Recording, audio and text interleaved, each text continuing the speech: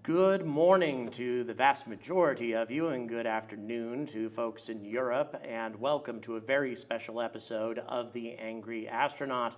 I am joined here by Paul Williams and Lee Gillum from Black Arrow, a new emerging launch provider that you may have heard me talking about in the course of a number of videos that I've done about British spaceflight. And they have a very unique approach. They're going to be launching from the ocean, but before I get any further into that, welcome, gentlemen, and thank you very much for joining us today. Thank you, Jordan. Thank you, Jordan. Good to be back. So this is going to be a unique sort of experience. We're going to have people in the general public who get an opportunity to ask questions not only about Black Arrow, but also about UK spaceflight and European spaceflight in general. And so that is that's a rare opportunity, and the general public is welcome to ask questions. So in any event, please, if you could tell us a little bit more about yourselves and your company. Okay, so for all of your viewers who have seen us before, Black Arrow Space Technologies is, as Jordan said, a startup based in the UK. We are not just a launch provider, we're not just a spaceport provider, we do everything from material all the way through facilities, launch vehicle design and manufacture, space fleet manufacture, we'll come to that I'm sure during the course of the podcast, and then launch service offering for initially small satellites up to 500 kilos, and then getting bigger and going global. Lee, did you have anything you wanted to add to that? That covers it, doesn't it? That pretty much covers it, yeah. So again, launching from sea platforms is one of the big things that these folks do. So we already have questions coming in, just so you know. Payload ranges and loads planned for your rockets. I guess in early stages, what are you looking for, and what are your long-term ambitions? So the MVP, the initial launch vehicle, will be within the MTCR limitations, and that'll be a 500 kilo lift from the UK under UK licensing. Whether we maximize that 500 kilo is dependent on the passenger manifest, of course, but that'll be what the vehicle is capable of, and that'll be to a 200 kilometer circular polar LEO or a 600 kilometer SSO. That's our initial intention. The technologies that we develop on that pathway will then be scaled up. The space fleet will be scaled up, and we'll be scaling up the capacity accordingly. Where we end up will be largely dependent on the markets that we aim for, but we intend to have a fully flexible design offering that allows propulsion bays to match the mission, and a space fleet also to match the lift that we want to establish. Thanks. Now, another question just popped in. This is from Tom Johnston, who's British, and he's never heard of you, and was curious, a little bit more about your background and why perhaps they haven't heard of you yet. This is from, Tom's from the US? Tom's from the UK. Oh, from the UK, yes. Okay. So Black Arrow is a startup. We have been chasing financing solutions for a number of years, and it's been exceptionally difficult to get funding from the UK specifically. This is a major ambitious program that we're trying to do, and such an ambitious program, such a broad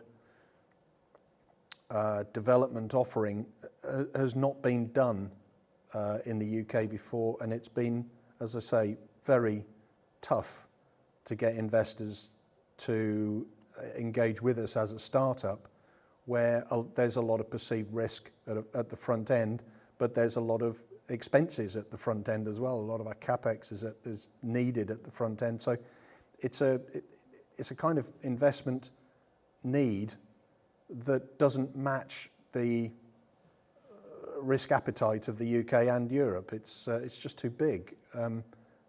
But to do what we want to do, it has to be big. So we've had to go abroad, and that's where we're waiting for for the initial rounds to close as we speak. Here's a question that one could expect that many, just about any spaceflight enthusiast is going to be interested in. Do you foresee that you will ever get into human spaceflight? It's not one of the original plans at the minute. Human spaceflight, as I'm sure all of your audience will know, adds a number of zeros to the end of the development cost. We have a very simple mission, and that is to provide a satellite lift capacity on a global scale, and I can't stress this enough, that our USP brought along by the Space Fleet, our seaborne spaceport, if you will, gives us the flexibility to provide lift capabilities for areas of the world that have never dreamt of having a lift capacity on a commercial level.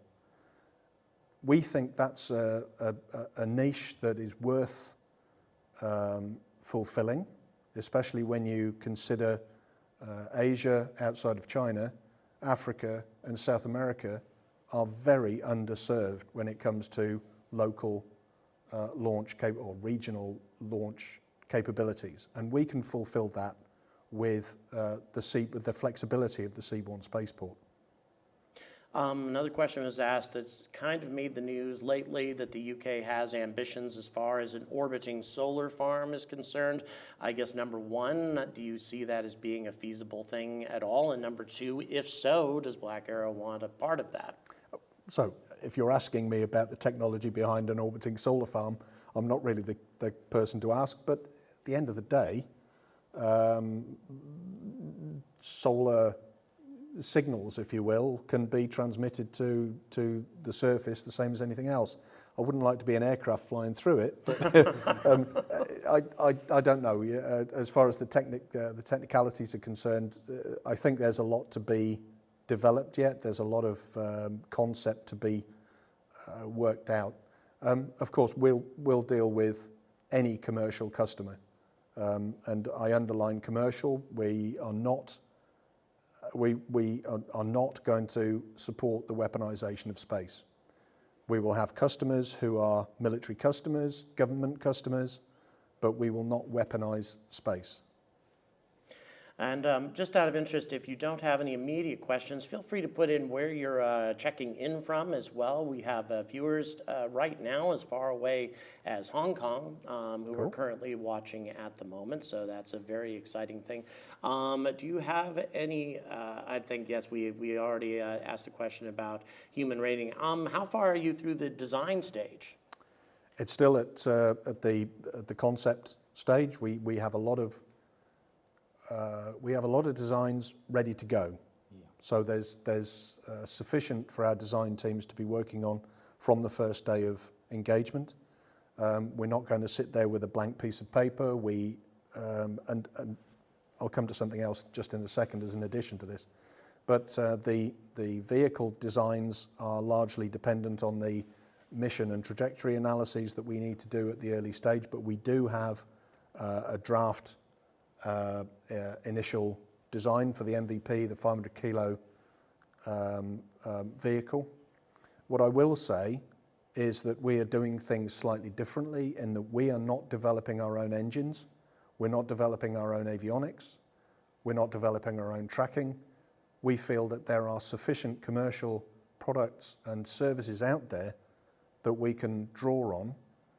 The primary one that I'd just like to mention here is a company that we will be utilizing, who are developing the most advanced engines, cryogenic liquid engines that I have ever seen, and they are far and away better than anything else currently on the market. And I would say that will in itself become one of our USPs.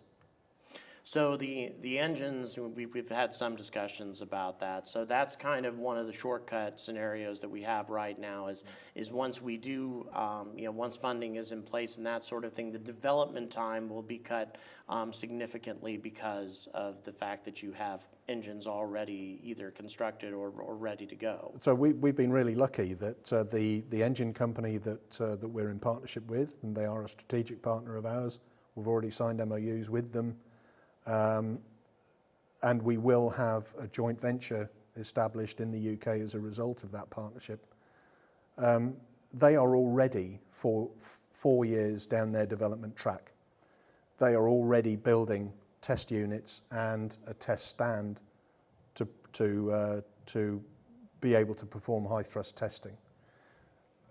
So, as I say, we've been really lucky that their development program is running more or less hand in hand with ours, and it hasn't been affected by a lack of investment. There's sufficient investment from various places to be able to go through that design and development loop without us, if you like. But the tie-up with Black Arrow is certainly of mutual benefit. They need a launch capability to put their engines on, and we of course need engines to provide our vehicle with the thrust.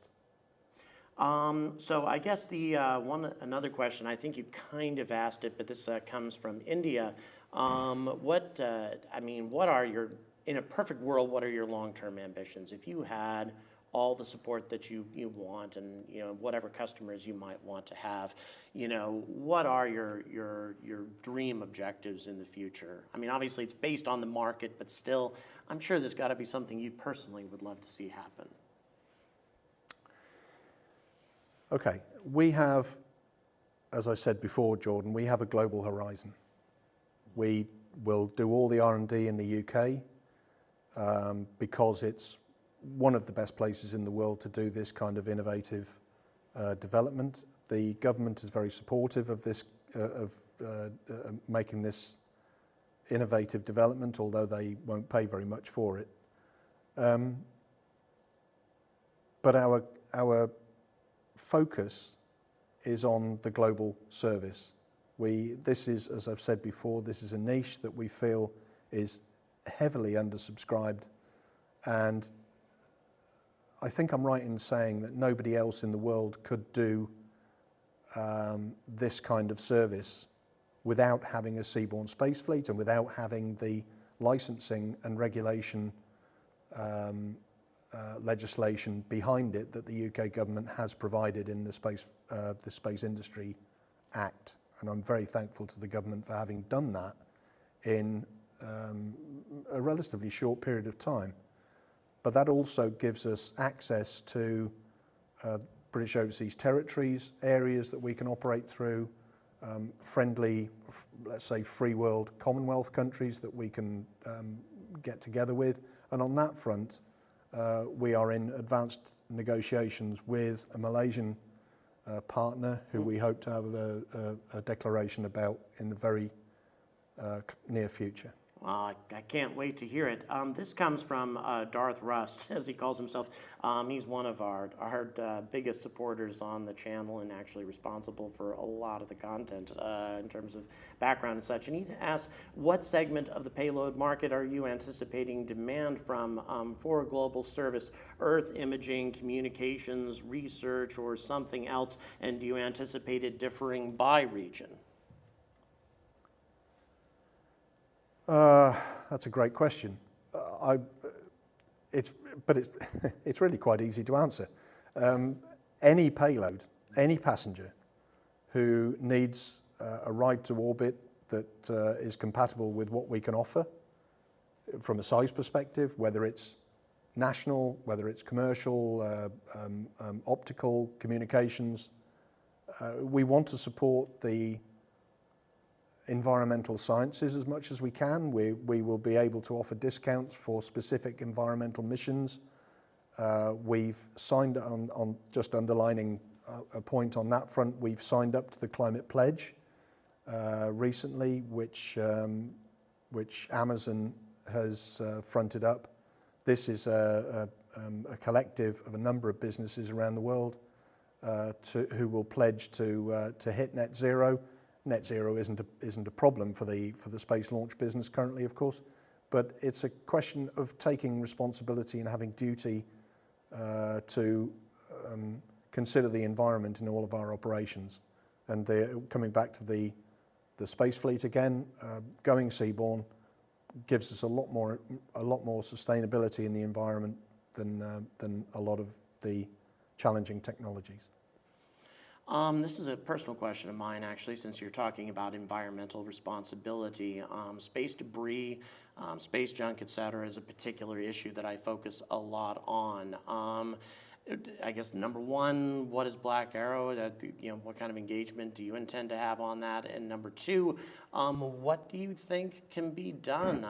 Does anything encourage you about current developments in the UK, ESA, or anywhere else about dealing with this problem before it becomes too big of a problem to solve? Oh wow, this is a big question. The consideration of the environment, as I said, is not only surface, of course. We'll be recovering our main stage, so we won't be pouring kerosene everywhere when it comes back and cracks. I'm sorry to interrupt you. To reiterate, you are going to reuse your first stage. Yes. Is that correct? Yep. So reusability on the Yep. booster. I always love to hear that. And by having cryogenic propellants, it means we can passivate those tanks anyway before it comes back on the deck. So that's what we'll be aiming to do, and everything we do currently on a design and technical front supports that intent.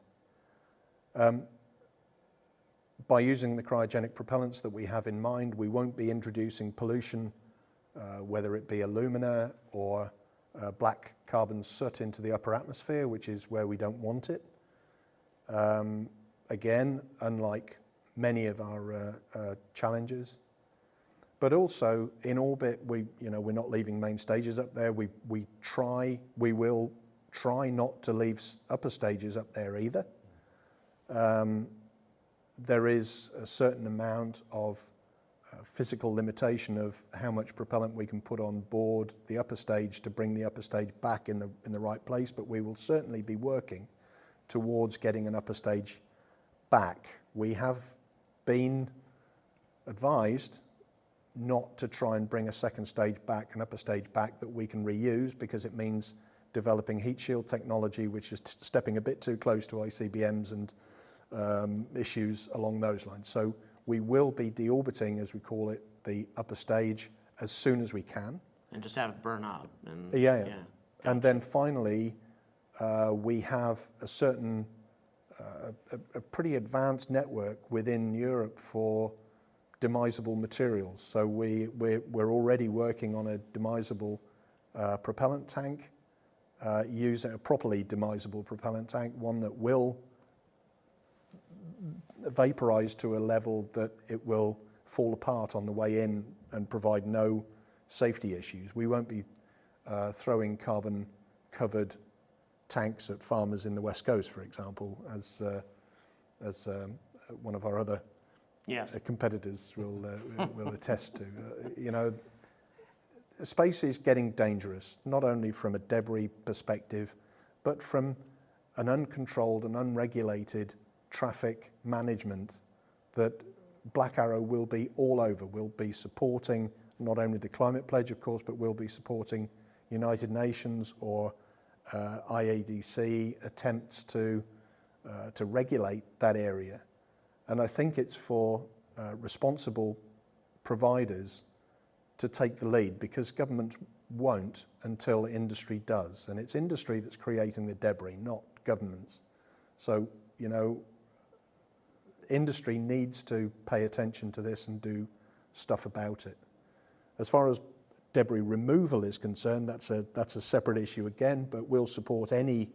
And there's a lot going on in Europe. There's Astroscale, there's Deorbit, there's a number of small satellite and active satellite programs ongoing, and we'll support any of those. Of course, as I've said, if there's an environmental agenda on a particular satellite to remove debris or to mitigate debris in some way, shape or form, then we'll be offering discounts on lift manifest for that.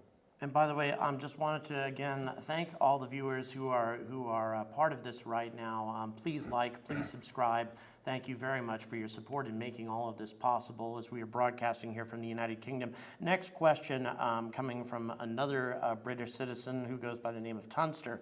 What is your planned peak cadence of launches going to be for your first rocket, and where would you like it to increase your customer base? I guess what division, and I think you've already spoken about reusability. So I guess the peak cadence of launches, where do you think you can get to with that? Our initial intent is to have a launch a month. It all depends on manifest. If we've got passengers supporting a monthly lift, then that's something that we will that we've put into our calculations and into our procedural approach. The space fleet will be able to turn around in a monthly cycle.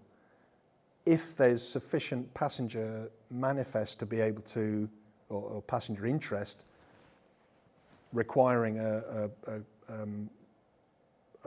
greater cadence, then we'll start looking at rolling spares. So we'll just keep manufacturing vehicles and putting them in precision storage until we need them. And the vessel is big enough to have 3 launch vehicles per campaign. So, you know, at a push, we'll be able to put 3 rockets up on each campaign, one after the other. And all on the same ship? Yeah. Wow. Yeah. So you can carry three rockets out. That's amazing. Yeah. Again, this is the intent. The pad vessel, the preparation and deployment vessel, is or will be a converted dry bulk carrier, and anybody who has been anywhere close to a Handymax dry bulk carrier will appreciate just how vast it is under the deck. It's huge. If you haven't done it and you get the chance, do so. But to have 3 rockets in storage for use, one after the other, I think is a very capable. Is a very, very possible capability. Wow. As far as reusing the booster, do you foresee how long the turnaround time is going to be for a booster reuse? No, not at this stage. I think expecting, I don't know, what does SpaceX turn theirs around at the moment? It's 2 weeks or something? Yeah, very, very so quickly. We'll see how that goes. I think what I don't want to do is to have a supply chain that never knows whether it's coming or going. I'd rather have 6 launch vehicles made or manufactured a year to recycle one every 2 months. You know what I mean? Right. Rather than let our supply chain down and just turn off the business. You know, I don't think we have the luxury in the UK or Europe to do that. So we need to balance what the supply network needs. We have to balance what the passengers, the customers need, and then fit that into our own cadence and our own storage capability as we go forward. Fantastic. Another question came in. Sounds like somebody who might be interested in working for you or something. Quackers 29, he asked, what are the main skills or experience that Black Arrow could really benefit from?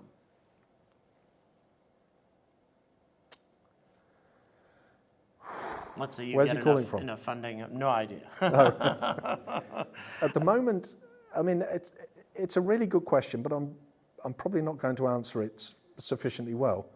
What we're looking for is people with enthusiasm, people with a passion to do this job properly and to work in a team and to work all hours God sends to meet the mission. You know, I'm not overly bothered about whether you're a PhD or anything like that, although, you know, fair play to you if you've got a PhD. It takes a lot of energy and devotion to that. So we're not looking so much for qualifications, although, you know, it is important that we don't under expect of the people we come in. We'll consider anyone within reason.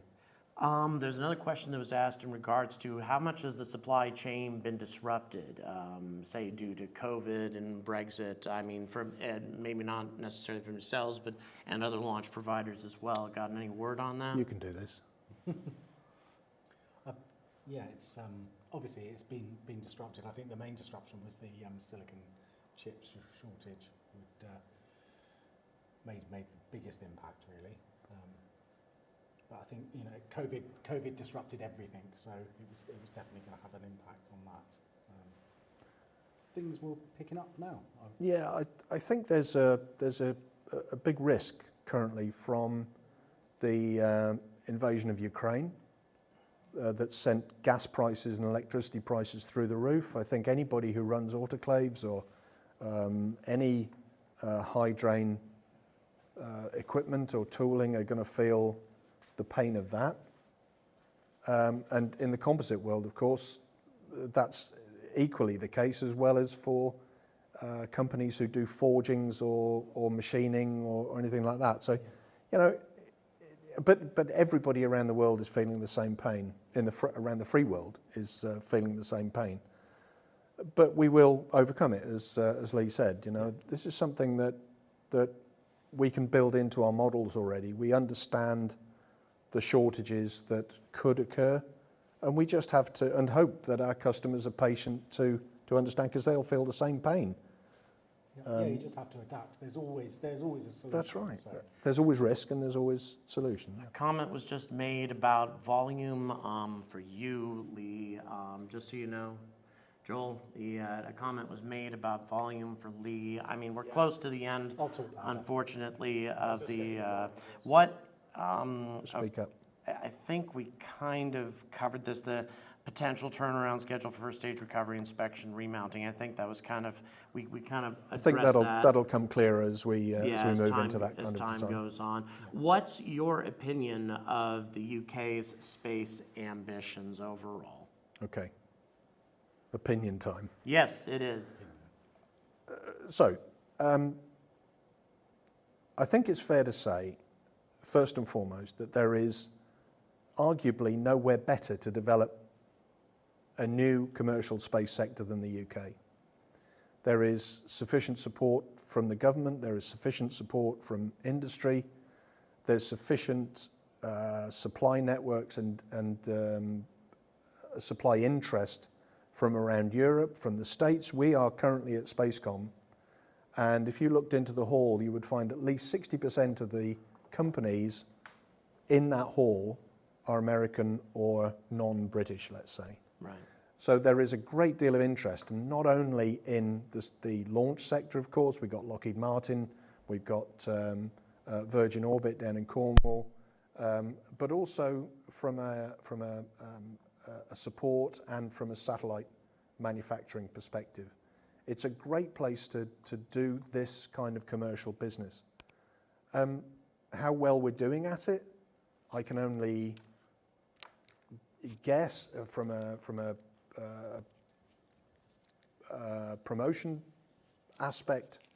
We're doing okay, but the measure will be on how quickly we get to launch, how successful we ramp up the services, and how successful we are from a safety assessment and licensing perspective. This is new for us.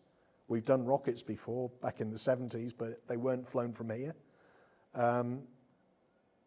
We'll see. I think the jury's out, as it would be for any jurisdiction, but I think the UK is doing an all right job.